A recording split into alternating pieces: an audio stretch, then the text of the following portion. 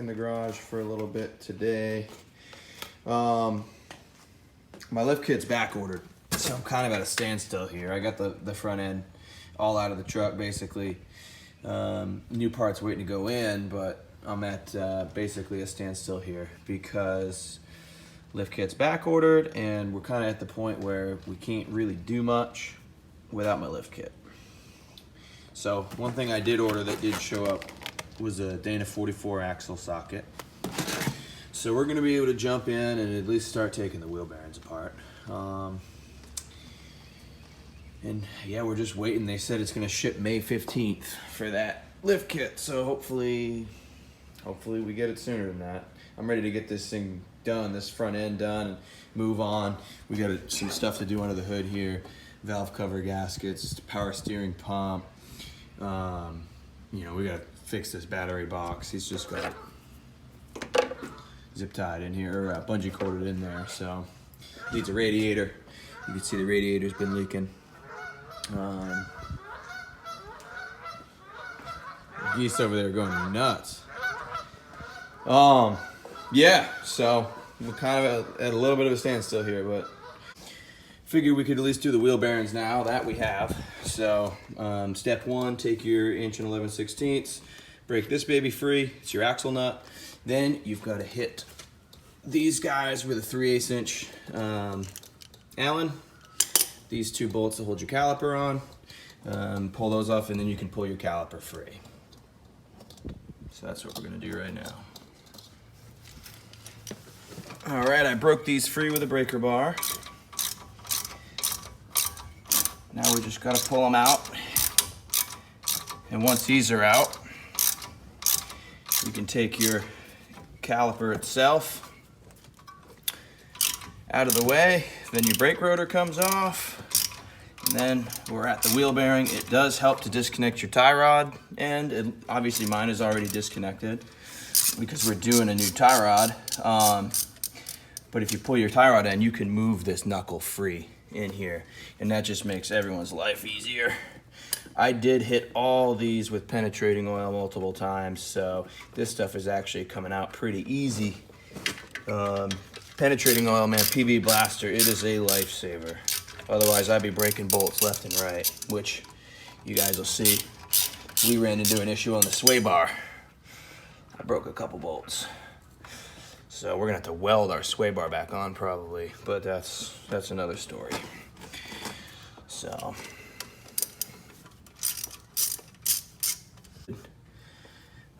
Coming out with these bolts, which is frozen on here, are your caliper sliders. Okay, so that's what it looks like. These bolts are actually in pretty good shape, considering how long they've been in there. Our brake pads, as you can see, are gone in this thing. I got all new brake components, but I mean, that pad is, let's see if we can get it to focus in here. That baby is about gone. Other side's the same way. There we have it. Hi. Hi. There's Cassie. We're gonna have to pick this up a different day, probably. Hi. Cassie has things to do. We have things to do. On that note,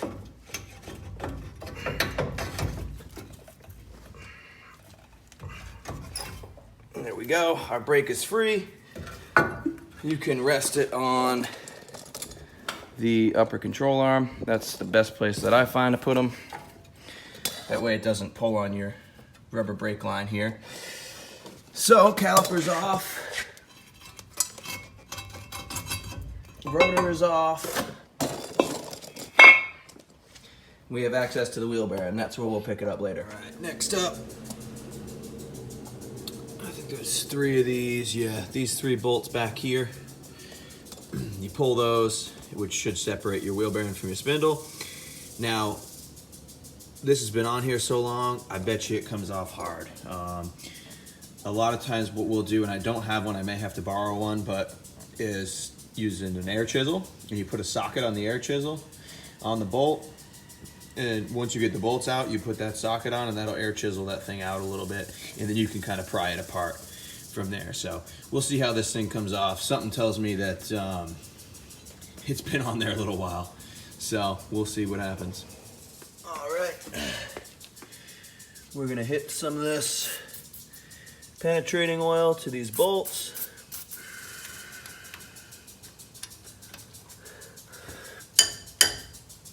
Okay.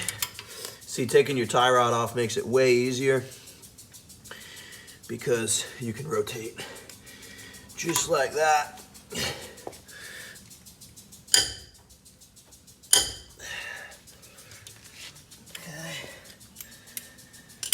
Switch over to the old ratchet. So normally what I'll do, if I have an air chisel, is I'll leave the bolt in there like that, and I'll hit this thing with an air chisel, and it hits this bolt, it pushes your wheel bearing out. As that air chisel works in that bolt, it pushes the bearing apart from the hub, or from the spindle. So this truck actually, as long as it sat, as rusty as it is, you know, it's just surface rust. The truck itself is actually in pretty good shape, but as long as this thing sat, it's actually coming apart pretty good. But I do believe that penetrating oil has helped us big time with this. You know, when I was younger, I used to kind of not really believe in penetrating oil. My stepdad would preach it to me, and I'd say, nah, whatever. I don't need penetrating oil. It doesn't make a difference. But I just didn't realize, you know, the penetrating oil PB Blaster is magnetic. It really seeps in between the nut and the threads really nice, and it really does make it way less of a headache. Now, I'm almost done with this job at this point. It's pretty easy to change a wheel bearing on one of these. But at this point, I may be stuck without an air chisel. We'll see. You're about to see me probably fight this thing. So we're gonna go over to time lapse. Yeah, we'll cue that up. I'll get something to try to pry this baby.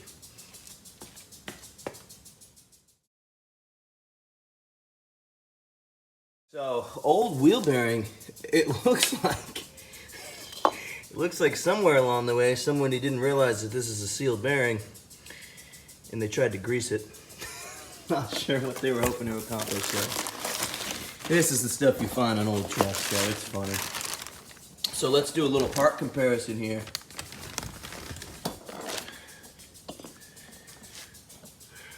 New, old.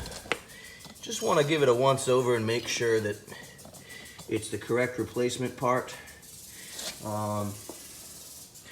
You know, we want to make sure that, kind of hold them side to side like so. Make sure that our threads all line up, or our studs all line up. Make sure they're the right diameter. Okay, you can see I love shiny new parts. It's got a great seal on the back here. This one here, actually, the seal's still in it. Most of these, this seal around the bearing has fallen out by now. Dude, I'm stoked. I can't believe how easy that thing came apart. Socket big enough to take that lower ball joint off. I've got one, but not right here. I'm gonna have to go to storage and grab it. So, I'm gonna do this side, just in kind of a time-lapse format for you, and that way you can see this side come apart. It's the exact same process, just opposite side of the truck. So I wish I had better footage for you guys right now, but my lift kit's back ordered, and I don't want to sit and wait forever till I make my next video. So that's what it looks like all together, but you can see the brake pads on this side are smoked too. So I'm gonna tear this side down and then probably call it a day.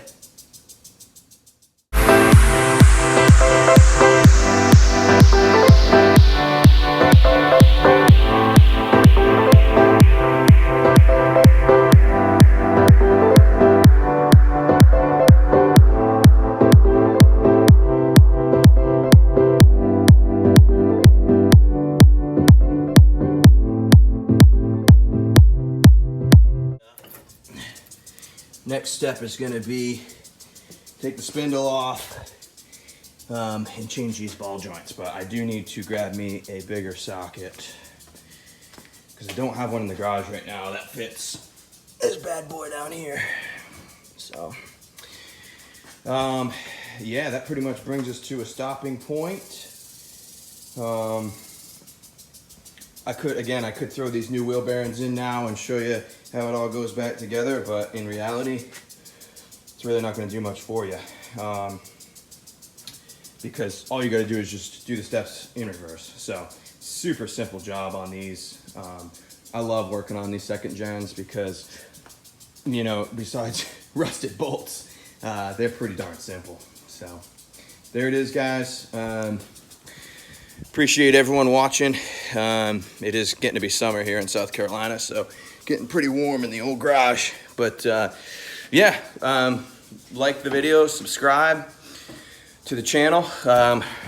You know, it's been fun making these little videos, and so I wanted to at least make one until I got my next video. I was going to do was going to be the lift kit, and it was going to have the wheel bearings in it as kind of a minor part of the video, but we might as well make an instructional video on wheel bearings because